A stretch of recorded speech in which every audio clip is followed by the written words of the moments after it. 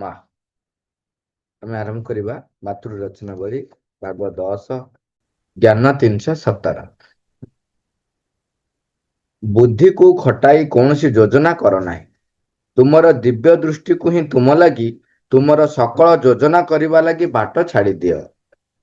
ଯେତେବେଳେ ଏକ କର୍ତ୍ତବ୍ୟ ରୂପେ କୌଣସି ସାଧନ ଆସି ତୁମ ପାଖରେ ପହଞ୍ଚୁଛି, ତୁମେ ତାହାକୁ ହିଁ ଆପଣାର ଲକ୍ଷ୍ୟ ରୂପେ ଗ୍ରହଣ କରିନିଅ।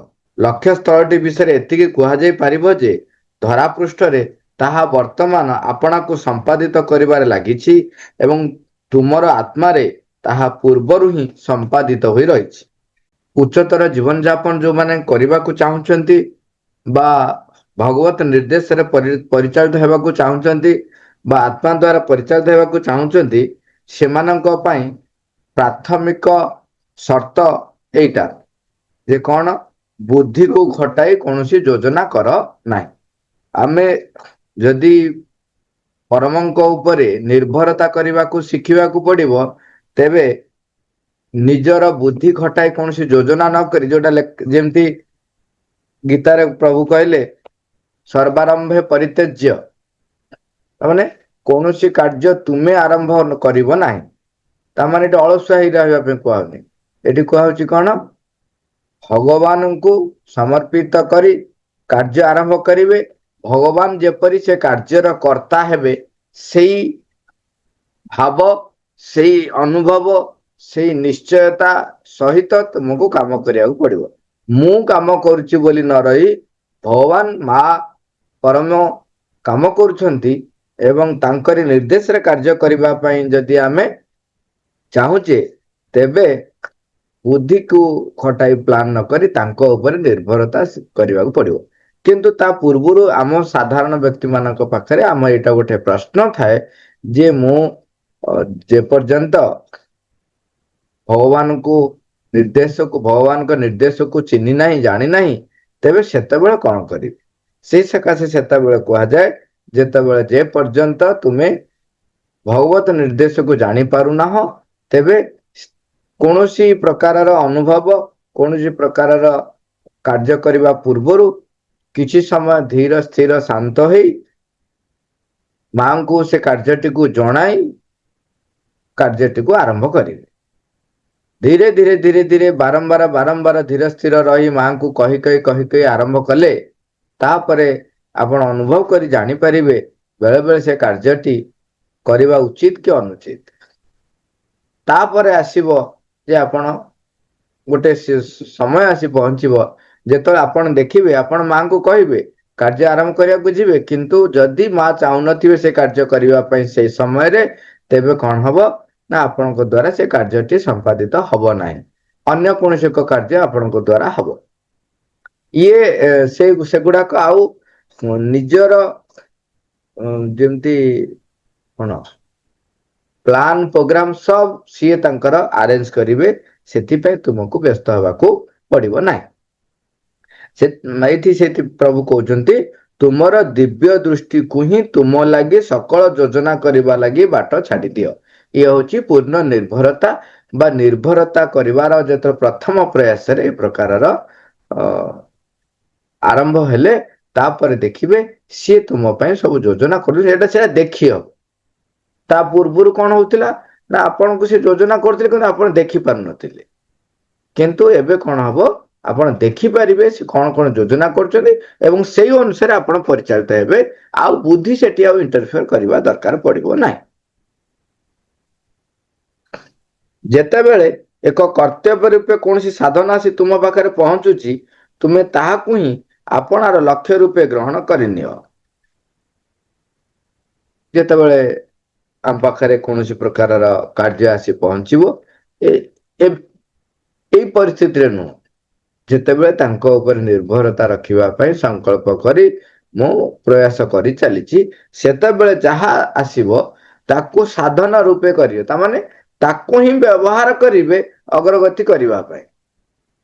ଏଇଠି ସେ କଥାଟି ମନେ ପକେଇଦବା, ଯୋଉ ଚୈତ୍ୟସତ୍ତା ଆବିଷ୍କାର ପାଇଁ ଯୋଉ କେତେ ଗୁଡ଼ିଏ ଛୋଟ ଛୋଟ ପଦକ୍ଷେପ ଯେତେବେଳେ ମା କହିଲେ ଶିକ୍ଷା ବହିରେ, ସେତେବେଳେ କହିଥିଲେ ତୁମେ ତୃପ୍ତି ପାଇଁ କାର୍ଯ୍ୟ କର ନାହିଁ, କାର୍ଯ୍ୟରେ ତୃପ୍ତି ପାଅ ବା କାର୍ଯ୍ୟରେ ଆନନ୍ଦ ତୁମେ ପାଅ। ତାମାନେ ଯୋଉ କାର୍ଯ୍ୟଟି ତୁମ ପାଖରେ ଆସି ପହଞ୍ଚିଛି ତାହା ଭଗବାନଙ୍କୁ ଅର୍ପଣ କରି, ମାଙ୍କୁ ଅର୍ପଣ କରି, ତାଙ୍କରି ପରିଚାଳନାରେ, ତାଙ୍କରି ପ୍ରତ୍ୟକ୍ଷ ତତ୍ତ୍ୱାବଧାନରେ ସେ କାର୍ଯ୍ୟଟିକୁ ଆମେ କରିଚାଲିବା। ତାହେଲେ କଣ ହେଲା ନା, ସେଇଟା ମୋର କାର୍ଯ୍ୟ ପାଇଁ ସାଧନ ହେଇଗଲା। ମୋର ଯୋଉ ଅଗ୍ରଗତି କରିବା ପାଇଁ ଯୋଉ ସଂକଳ୍ପ ରହିଛି, ଯୋଉ ଆସ୍ପୃହା ରହିଛି, ସିଏ କଣ ହେଇଗଲା, ସାଧନ ହେଲା। ସାଧନ ମାନେ ଆମେ ଯେମିତି ପାଠ ପଢାଇଲା ବେଳେ TLM ନଉଛନ୍ତି, ଆମର କୌଣସି ୱାର୍କସିଟ୍ ନଉଛନ୍ତି, ଯୋଉଟା କି ଆମର ଶିକ୍ଷଣ ପ୍ରକ୍ରିୟାକୁ ସହାୟକ ହୁଏ। ତେଣୁ ଏଠି କଣ ହବ, ସେଇଟା ଶିକ୍ଷଣ ପ୍ରକ୍ରିୟା ସହାୟକ। ଆପଣ ବେଳେ ବେଳେ ଦେଖିଥିବେ, ଯେତେବେଳେ ଯଦି ଆପଣ କ୍ଲାସଟା ଗୋଟେ ଟିକେ ଆକ୍ଟିଭିଟି ୱେରେ କରିବାକୁ ଚେଷ୍ଟା କରି ଆରମ୍ଭ କରିଥିବେ, ଯେପରି ପିଲା ନିଜେ କରି ଶିଖିବ, ଯଦି ଏଇଟା ଆରମ୍ଭ କରିଥିବେ, ସେତେବେଳେ ବେଳେ ବେଳେ ଏକ ଘଟଣା ଘଟେ ଯେ ଆପଣ ଯୋଉ ୱେରେ କରିବାକୁ ଚାହୁଁଥିବେ, ଦେଖିବେ ଯେ ପିଲାଙ୍କ ଭିତରୁ ଏମିତି ଗୋଟେ ପ୍ରଶ୍ନ ଆସିବ ବା ଏମିତି ଏକ ଘଟଣା ଘଟିବ, ଆପଣଙ୍କ ସେଇ ୱେରେ ହିଁ ଅଟୋମେଟିକାଲି, ମାନେ ଆପଣ ଯୋଉଟା ପ୍ରୋଗ୍ରାମ କରିକି ସେ ୱେକୁ ଆସିଥାନ୍ତେ, ସେ ଅଟୋମେଟିକାଲି ସେ ୱେକୁ ଆପଣ ପଳେଇ ଆସିଛନ୍ତି। ଏଇଟା ଗୋଟେ ବଢିଆ ଘଟଣା ଆସେ। ତାମାନେ କଣ ହେଲା, ତାମାନେ ସେ କାର୍ଯ୍ୟ ଭିତରେ ଆପଣଙ୍କର ଯୋଉ ପ୍ରୋସେସଟା, ପୂର୍ବ ପ୍ରୋସେସଟା ଗୋଟେ ସହାୟକ ହେଇଗଲା। ନୂତନ ବା ସେଇ ଯୋଉ କୋଶ୍ଚିନ୍ଟି ବା ସେ ଯୋଉ ପିଲାଟି ଯୋଉ ପ୍ରସ୍ତାରି ଦେଲା ପ୍ରଶ୍ନ, ବା ବେଳେ ବେଳେ ଏମିତି ବି ହୁଏ, ମନେକର ଯୋଉ ଗୋଟେ ପିଲା ବା ଗୋଟେ ଆମେ ଯୋଉଠି লিডিଂ କରୁଛନ୍ତି, ଆମ ପାଖରେ ଯିଏ ରହୁଛନ୍ତି ପାର୍ଟିସିପାଣ୍ଟ, ତାଙ୍କର ମନେକର ଯେ ଗୋଟେ ବିଶୃଙ୍ଖଳା ଆଚରଣ, ମନେକର ବିଶୃଙ୍ଖଳା ଆଚରଣ ମଧ୍ୟ ବେଳେ ବେଳେ ଆମ ପାଖକୁ ସହାୟକ ହେଇଯାଏ। ସେଇ ଡିସ୍କସନ ଥାଏ, ସେତେବେଳେ ଲାଗେ ଯେମିତି ସେ ପିଲା ବା ସେ ପାର୍ଟିସିପାଣ୍ଟ ଭାବେ ଯେ ତାକୁ ଆପଣ ଟାର୍ଗେଟ କରିକିରି ପ୍ରୋଗ୍ରାମଟା କରୁଛନ୍ତି, କିନ୍ତୁ ସେଇଟା ହିଁ ଆପଣଙ୍କ ପ୍ରୋଗ୍ରାମରେ ଥିଲା। ସିଏ ବେଳେ ବେଳେ ସେମିତି ଗୋଟେ ପରିସ୍ଥିତି ମଧ୍ୟ ହୁଏ। ତା ମାନେ କଣ ହେଲା, ସେଇ ଯୋଉ ବିଶୃଙ୍ଖଳାଟା ଆପଣଙ୍କର ପ୍ରୋଗ୍ରାମ ପାଇଁ ଏକ ସହାୟକ ହେଇଗଲା। ତେଣୁ ଏଇଟା ଯେମିତି ଗୋଟେ ଏକ୍ସାମ୍ପଲ ଆମେ କଥା ହେଲେ, ସେଇଭଳି ଭାବରେ ଯେତେବେଳେ ଆମେ ସାଧନା କ୍ଷେତ୍ରରେ ଯାଉଛନ୍ତି, ମାଙ୍କ ଉପରେ ନିର୍ଭରତା ରଖିଲେ ଯେକୌଣସି କର୍ତ୍ତବ୍ୟ ଆମ ପାଖରେ ଆସି ପହଞ୍ଚିବ, ତାକୁ ଆମେ ପ୍ରଥମ ପଦକ୍ଷେପରେ ସହାୟକ ଭାବରେ ବ୍ୟବହାର କରିବା, ଆମର ଅଗ୍ରଗତି ପାଇଁ କାର୍ଯ୍ୟଟି କରିବା। ସେଥିପାଇଁ ଆଉ ଥରେ ପଢି ଦଉଛି, ଯେତେବେଳେ ଏକ କର୍ତ୍ତବ୍ୟ ରୂପେ କୌଣସି ସାଧନା ଆସି ତୁମ ପାଖରେ ପହଞ୍ଚୁଛି, ତୁମେ ତାହାକୁ ହିଁ ଆପଣର ଲକ୍ଷ୍ୟ ରୂପେ ଗ୍ରହଣ କରିନିଅ। ଲକ୍ଷ୍ୟସ୍ଥଳଟି ବିଷୟରେ ଏତିକି କୁହାଯାଇ ପାରିବ ଯେ ଧରା ପୃଷ୍ଠରେ ତାହା ବର୍ତ୍ତମାନ ଆପଣଙ୍କୁ ସମ୍ପାଦିତ କରିବାରେ ଲାଗିଛି। ଆମର ଯୋଉ ରୂପାନ୍ତରିତ ହବ, ମନ, ପ୍ରାଣ, ଶରୀର ଉଭୟ ତିନୋଟି ଯାକ ରୂପାନ୍ତରିତ ହେବେ। ତେଣୁ ସେ କାର୍ଯ୍ୟ ଅଲରେଡି ଅତିମାନ ଶକ୍ତି 1950 ମସିହା ଡିସେମ୍ବର 5ରେ ଯେତେବେଳେ ଶ୍ରୀଅନ୍ନଙ୍କ ଶରୀରରେ ଅବତରଣ କଲା, ସେତେବେଳେ ଠାରୁ କାର୍ଯ୍ୟ ଆରମ୍ଭ ହେଇଯାଇଛି। ଏବଂ 1956 ମସିହା ଫେବୃଆରୀ 29ରେ ତାହା ପୃଥିବୀର ବାତାବରଣ ଭିତରେ ଯେତେବେଳେ ପ୍ରବେଶ କଲା, ତାମାନେ ପ୍ରତ୍ୟେକ ବ୍ୟକ୍ତି, ପ୍ରତ୍ୟେକ ଜୀବ ଜଗତ, ପ୍ରତ୍ୟେକ ଜଡ଼ ଜଗତ ସମସ୍ତଙ୍କ ପାଖରେ ଅତିମାନ ଶକ୍ତି ପହଞ୍ଚି ସାରିଛି ଏବଂ ତାରି ପ୍ରଭାବରେ ସମସ୍ତେ ପରିଚାଳିତ ହଉଛନ୍ତି। ବର୍ତ୍ତମାନ ଆମ ପାଇଁ ଟ୍ୟାକ୍ସ ହଉଛି, ଆମେ ସଚେତନ ଭାବରେ ସେ ଅତିମାନ ଶକ୍ତି ଦ୍ୱାରା ପରିଚାଳିତ ହବା ପାଇଁ ଆସ୍ପୃହା କରୁଛେ, ସଂକଳ୍ପ କରୁଛେ, ଚେଷ୍ଟା କରୁଛେ।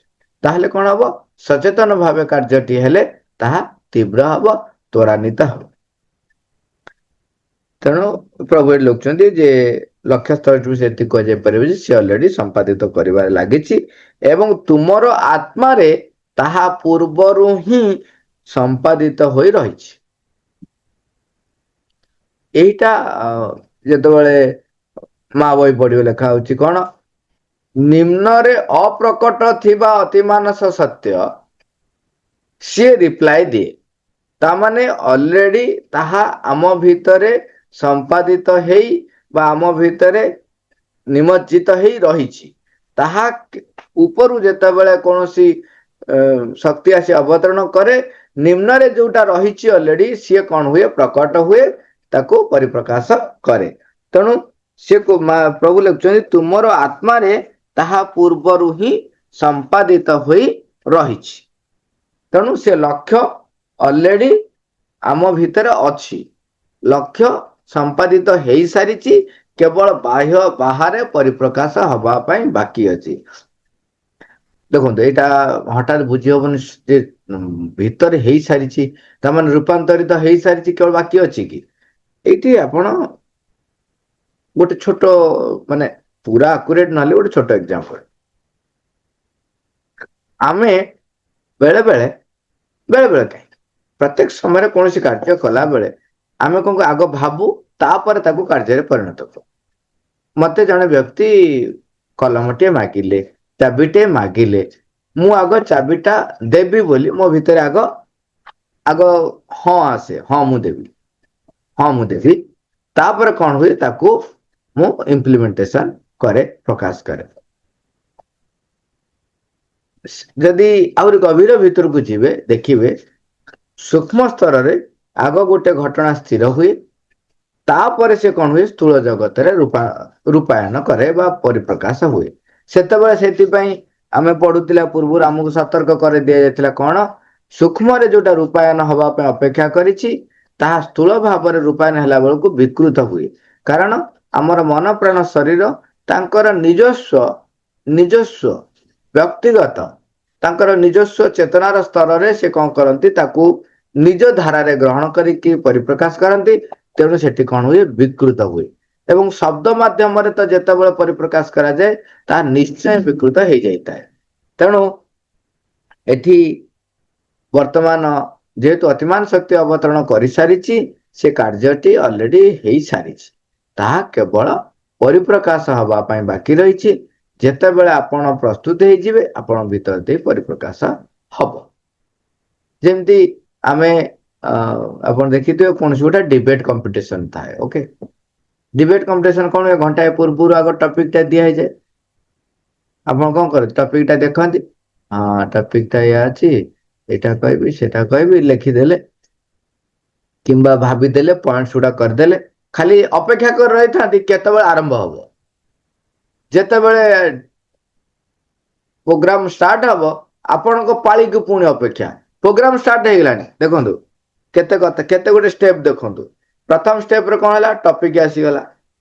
ଆମେ ଯେହେତୁ ଯୋଉ କଣ ସୃଷ୍ଟି ହେଇ ଚାଲିଛି, ତେଣୁ ମନୁଷ୍ୟ ଆସି ପହଞ୍ଚି ସାରିଛି ଏବଂ ମନୁଷ୍ୟର ଚିର ଇପ୍ସିତ ଲକ୍ଷ୍ୟ ରହିଛି ଆନନ୍ଦରେ ରହିବ, ଅମରତ୍ୱ ପ୍ରାପ୍ତ କରିବ, ବୃଦ୍ଧତ୍ୱରୁ ମୁକ୍ତି ପାଇବ, ଯନ୍ତ୍ରଣା ରହିତ ରହିବ। ଏଇଟା ମନୁଷ୍ୟ ହେତୁ ଆସିବା ଦିନ ଠାରୁ ସମସ୍ତଙ୍କ ଭିତରେ ଏଇ ଅଭିପ୍ସାଟି ଏପର୍ଯ୍ୟନ୍ତ ରହି ଆସିଛି।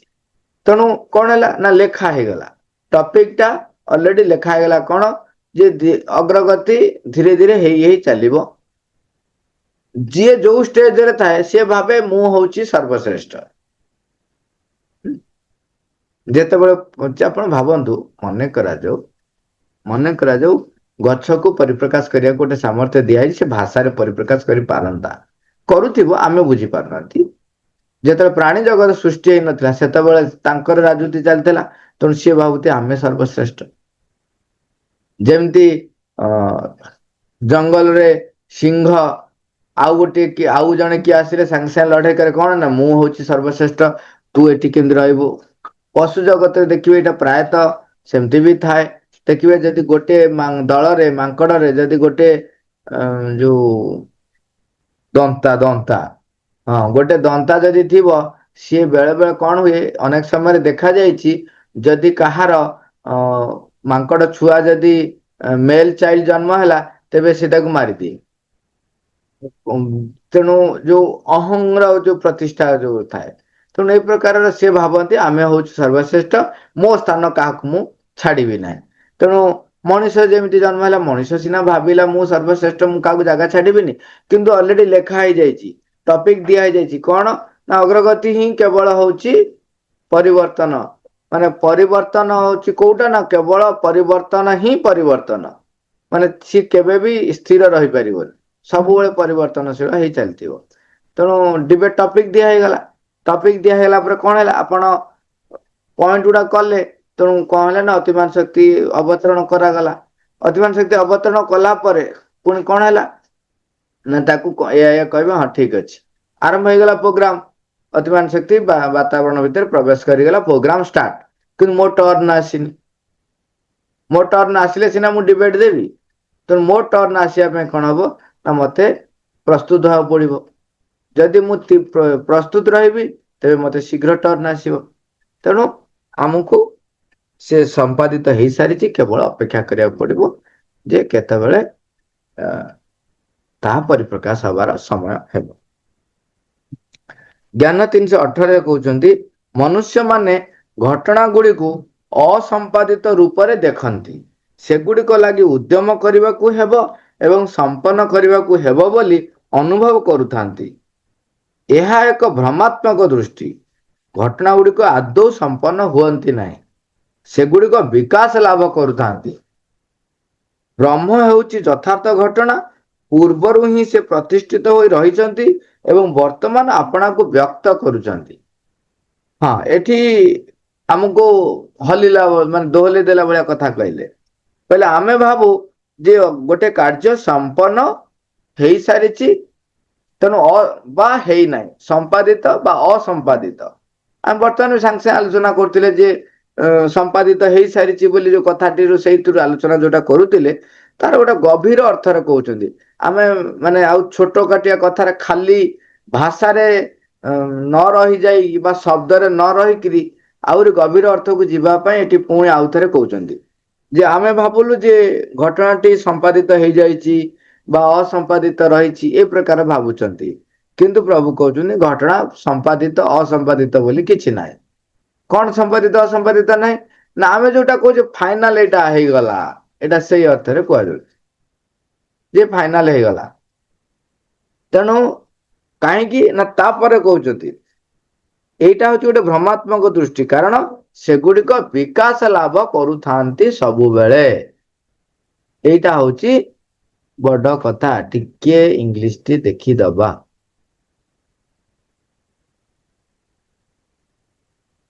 ଏଠି ସେ କହୁଛନ୍ତି କ'ଣ, ସେଗୁଡ଼ିକ ବିକାଶ ଲାଭ କରୁଥାନ୍ତି। ବ୍ରହ୍ମ ହେଉଛନ୍ତି ଯଥାର୍ଥରେ ପରମ ଘଟଣା ବା ଯଥାର୍ଥ ଘଟଣା, ପୂର୍ବରୁ ହିଁ ସେ ପ୍ରତିଷ୍ଠିତ ହୋଇ ରହିଛନ୍ତି ଏବଂ ବର୍ତ୍ତମାନ ଆପଣାକୁ ବ୍ୟକ୍ତ କରୁଛନ୍ତି। ଏଠି ସେଇ ଯୋଉ ମନେ ପକେଇବା ଟର୍ମଟା କ'ଣ, ଇନଭଲ୍ୟୁସନ ଆଉ ଇଭଲ୍ୟୁସନ। ଯଦି ବୀଜ ଭିତରେ ପୁରା ବୃକ୍ଷର ସମ୍ଭାବନା ନାହିଁ, ତେବେ ବୀଜଟି ଅଙ୍କୁରୋଦ୍ଗମ ହେଇ ଗୋଟେ ବୃକ୍ଷରେ ପହଞ୍ଚି ପାରିବ ନାହିଁ। ତେଣୁ ଇନଭଲ୍ୟୁସନ ସ୍ୱୟଂ ପରମ ନିଜେ ଅଲରେଡି କ'ଣ ହେଇଛନ୍ତି ନା ଏହି ସୃଷ୍ଟିରେ ନିଜକୁ ଆଣିକି ନିବର୍ତ୍ତିତ କରିଛନ୍ତି। ଯେହେତୁ ସେ ନିବର୍ତ୍ତିତ ହେଇଛନ୍ତି, ସେଉଠୁ ତାଙ୍କର ଯାତ୍ରା ଆରମ୍ଭ ହେଇଛି ପରମଙ୍କ ଆଡକୁ ବା ନିଜକୁ ପୂର୍ଣ୍ଣ ରୂପେ ପରିପ୍ରକାଶ କରିବା ଆଡକୁ ତାଙ୍କର ଯାତ୍ରା ଆରମ୍ଭ ହେଇଯାଇଛି। ଯେହେତୁ ତାଙ୍କର ଯାତ୍ରା ଆରମ୍ଭ ହେଇଯାଇଛି, ତେଣୁ ଏଠି ସେଇଥିପାଇଁ କହୁଛନ୍ତି କ'ଣ, ବ୍ରହ୍ମ ଅଲରେଡି ପ୍ରତିଷ୍ଠିତ ହେଇସାରିଛନ୍ତି, କେବଳ ସେ ନିଜକୁ ପରିପ୍ରକାଶ କରୁଛନ୍ତି, ବ୍ୟକ୍ତ କରୁଛନ୍ତି। ତେଣୁ ଏଇଠି ଆମେ ଯୋଉ ସମ୍ପାଦିତ ହେଇଛି ଅସମ୍ପାଦିତ ରହିଛି ଇଏ ସବୁ ଜିନିଷ ଭିତରେ ନ ପଶି କେବଳ ଭଗବାନଙ୍କୁ କେମିତି ପରିପ୍ରକାଶ କରିବା ତାରି ଉପରେ ଆମେ କନସେନ୍ଟ୍ରେଟ କରିବା। Man see events as unaccomplished to be striven for and effected. ମା ସେଥିପାଇଁ ବର୍ଣ୍ଣନା କରୁଛନ୍ତି କ'ଣ, ଯେ ଏଇ କଥାଟିକୁ ଏପରି ମଧ୍ୟ କହିହେବ, ଶାଶ୍ୱତ କାଳରୁ ପ୍ରତ୍ୟେକ ବସ୍ତୁ ରହିଛି ଏବଂ ଆମେ ଯାହାକୁ ଜଡ଼ ଜଗତ ବୋଲି କହୁଛୁ ସେଥିରେ ଆମେ ଉତ୍ତରୋତ୍ତର ଭାବରେ ଏହି ବିଷୟରେ ସଚେତନ ହେବାରେ ଲାଗିଛୁ। ଦେଖିବାର ଏବଂ କହିବାର ଏହି ମାର୍ଗକୁ ମନୁଷ୍ୟର ସାଧାରଣ ଚେତନାର କ୍ଷେତ୍ରରେ ଏକ ସମ୍ପୂର୍ଣ୍ଣ ଉତ୍କ୍ରାନ୍ତି ବୋଲି କୁହାଯିବ। ଆମେ କେବଳ ଆମର ନିଜର ସୀମିତ ଦୃଷ୍ଟିକୋଣ ନେଇକରି ବେଳେ ବେଳେ ଅବିଶ୍ୱାସ କରୁ ଯେ ଘଟଣା ଘଟିବ, ଯେ ପର୍ଯ୍ୟନ୍ତ ଘଟଣା ନ ଘଟିଛି ସେ ପର୍ଯ୍ୟନ୍ତ ଆମର ବିଶ୍ୱାସ ଆସେ ନାହିଁ। ତେଣୁ ଆମେ କ'ଣ କରୁ, ଅନେକ ସମୟରେ ଯେହେତୁ ଆମେ ମନର ଚେତନାରେ ନିମ୍ନ ମନରେ ବସବାସ କରୁଛୁ, ତେଣୁ ଆମେ କ'ଣ କରୁ, ଅସ୍ୱୀକାର କରୁ କୌଣସି ଏକ ନୂତନ ଘଟଣା। ତେଣୁ ସେ ସମୟରେ ଆମେ ସଚେତନ ରହିବା ଯେ ଯେହେତୁ ପୂର୍ଣ୍ଣ ରୂପେ ସେହି ପରମେଶ୍ୱର ନିଜେ ମା ସ୍ୱୟଂ ଆଦିଶକ୍ତି, ସିଏ ନିଜକୁ ଏଇ ସୃଷ୍ଟି ଭିତରେ ନିମଜ୍ଜିତ କରିଛନ୍ତି ଏବଂ ସେଉଠୁ ଅଲରେଡି ବ୍ୟକ୍ତ ହବା ଆରମ୍ଭ ହେଇଛି ଗୋଟିଏ ପରେ ଗୋଟିଏ ପାଖୁଡା ଖୋଲି ଖୋଲି ଚାଲିଛି। ତେଣୁ ନିଶ୍ଚୟ ଯୋଉ ସୁବର୍ଣ୍ଣମୟ ପାଖୁଡାଟି ଯୋଉଟା ଗଭୀରତର ସ୍ତରରେ ରହିଛି, ଅତିମାନ ଶକ୍ତି ଯେହେତୁ ଅବତରଣ କରିସାରିଛି, ତେଣୁ ସେଇଠି ଫୁଟିବାର ସମୟ ଆସିଯାଇଛି। ତେଣୁ ଏବେ ଅତିମାନବ ହବା ପାଇଁ ଯୋଉ ପ୍ରସ୍ତୁତି, ସେ ପ୍ରସ୍ତୁତି ଅଲରେଡି ଆରମ୍ଭ ହେଇସାରିଛି। ତେଣୁ ଆମକୁ ଆସ୍ପୃହା କରିବାକୁ ପଡିବ, ସଂକଳ୍ପ ରଖିବାକୁ ପଡିବ ଏବଂ ତୀବ୍ର ଭାବରେ ନିଷ୍ଠାପର ସହକାରେ କାର୍ଯ୍ୟରେ ଲାଗି ରହିବାକୁ ପଡିବ। କାହିଁକି ନା ଏଇ ଯୋଉ ଅବସ୍ଥାଟି କୋଉ ଭଳିଆ ଅବସ୍ଥା ନା ପୁରା ଓଲଟ ପାଲଟ ଅବସ୍ଥା। ଆମର ଯୋଉ ଦୃଷ୍ଟିକୋଣ, ଆମର ଯୋଉ ଦୃଷ୍ଟି ଅନୁଭବ ଯାହା ରହିଛି ତାର କମ୍ପ୍ଲିଟ ରିଭର୍ସାଲ ସେ ରୂପାନ୍ତର ହବ ନା, କିଛି ରହିବନି, ପୁରା ଏପଟ ସେପଟ ହେଇ ରହିବ। ତେଣୁ ଆମେ ମାଙ୍କୁ ପ୍ରାର୍ଥନା କରିବା ଯେ ସେ ଆମ ଭିତରେ ରହି କାର୍ଯ୍ୟ କରନ୍ତୁ। ମା, thank you all, Aravar.